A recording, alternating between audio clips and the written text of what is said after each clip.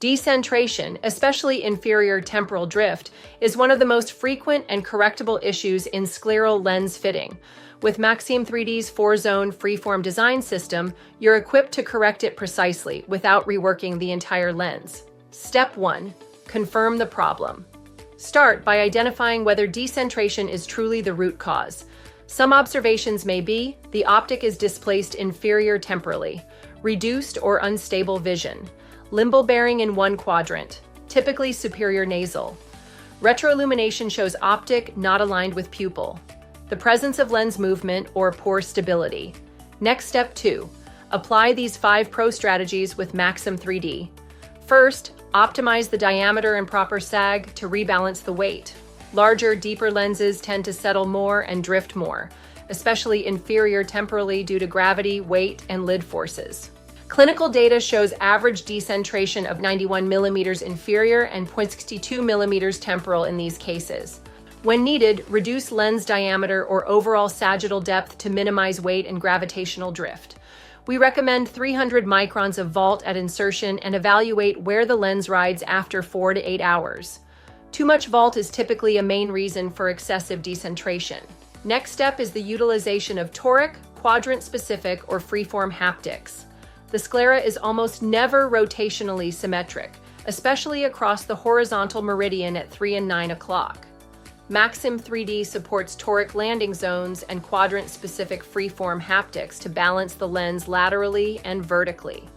A properly aligned haptic will center better on the eye. 3.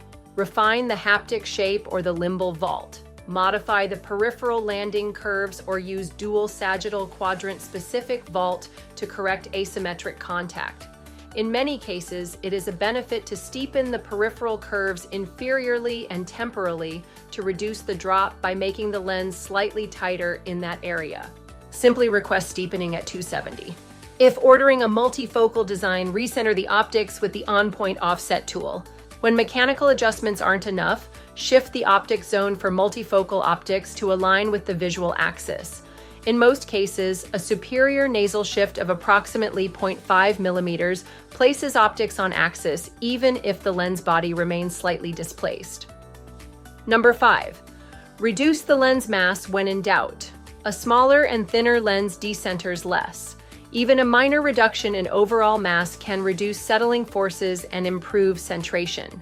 You can request a reduction in lens thickness. This also improves oxygen transmission and comfort, especially in long-wear patients. Let's say you have an advanced cone patient with a 0.8 mm inferior temporal drift. They are wearing a Maxim 3D 16.4 diameter lens. Here are some sample adjustments to teleconsultation. Reduce the diameter, maintain sag, on-point optic offset 4 hash marks at 135. The outcome? Optics recentered, vision improved, and limbal clearance equalized. Here's our final tip. Maxim 3D gives you zone-by-zone control. Decentration isn't a flaw. It's an opportunity to leverage the lens design system to match the real anatomy of the eye. Balance the geometry, shift what needs shifting, and keep what's already working.